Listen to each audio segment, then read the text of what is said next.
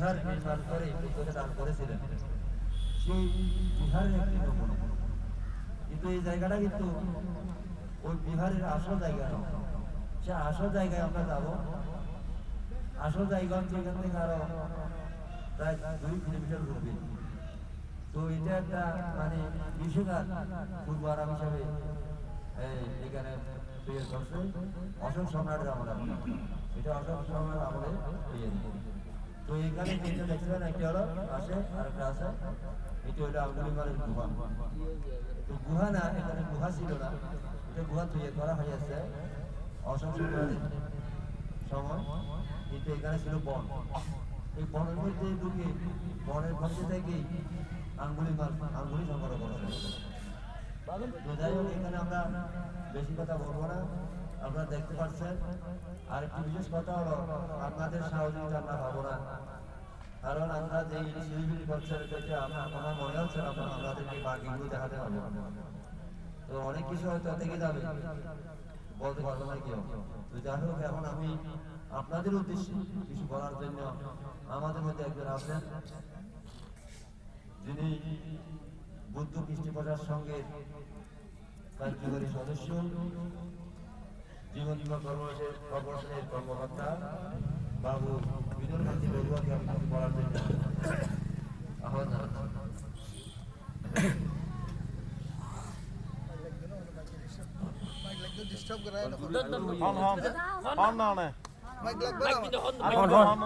Battery cover নহয় কাছে আনতে আপনার 3বার সাধু প্রদান করুন।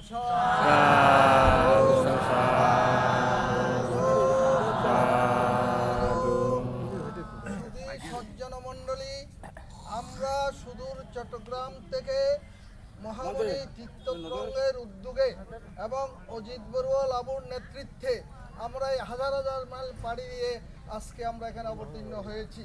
আপনারা অনেক কষ্ট সহ্য করেছেন। লাবু এবং তার সহকর্মীরা আমাদের অসংখ্য সেবা করছেন। আমি বেশি কথা বলবো না।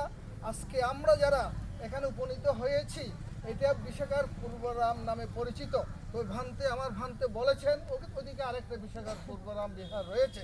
এই বিশাখার পূর্বরাম বিহারের কেন সৃষ্টি করা হয়েছিল, কেন বিশাখার পূর্বরাম?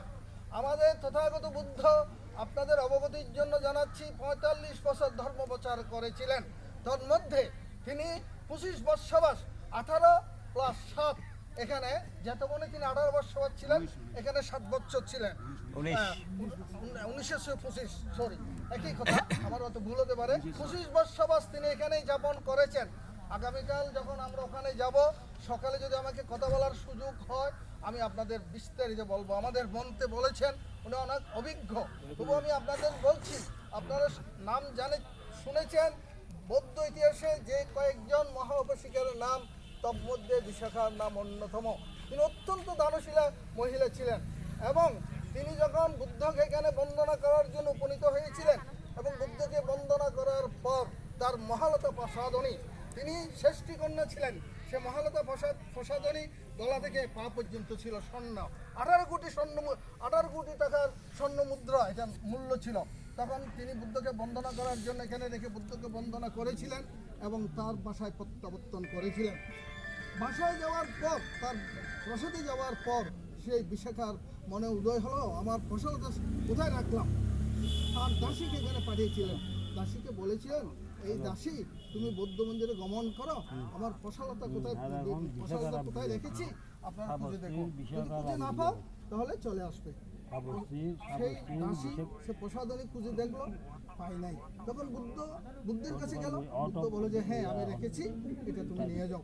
তখন আর বিশাখা সেই স্বর্ণলতা প্রসাদনী আর গ্রহণ করেন নাই।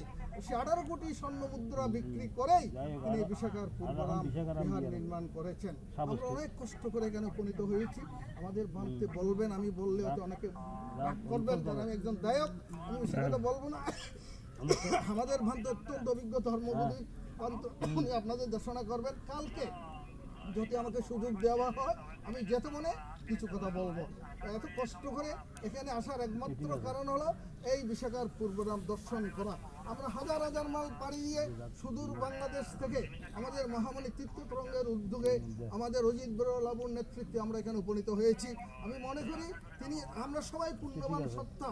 আমাদের মাঝে অধ্যাপক রয়েছেন, আমাদের মধ্যে শিক্ষক রয়েছেন, আমাদের মধ্যে প্রধান শিক্ষক রয়েছেন, একজন ডাক্তার রয়েছেন এবং ধর্মপ্রাণ উপাসক উপাসিকা রয়েছেন।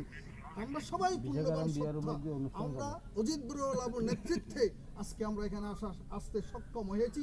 আমি সবাইকে বলবো আমরা সবাই এক যুগে এবং লাবু তার নিরোগ দীর্ঘজীব কামনা করব এবং যারা সহযোগিতা করছেন তাদের প্রতি কৃতজ্ঞতা জানাবো। আমি বেশি কথা বলছি না, এটাই বিশাখার পূর্বরাম। বিশাখা এটা প্রতিষ্ঠিত করেছিল, তার স্বর্ণলতা প্রসাদনে বিক্রি করেই এটা প্রতিষ্ঠিত করেছিল। আমাদের ভান্তে বলেছেন ওদিকে আরেকটা বৌদ্ধ বিহার আছে, প্রায় 3 কিলোমিটার হাঁটতে হবে, ওখানে অনেক ভিতরে, তাড়াতাড়ি যেতে হবে, খুব জঙ্গল, ওখানে যাব। আমার কথা এখানে আমি সমাপ্ত করলাম। সবাইকে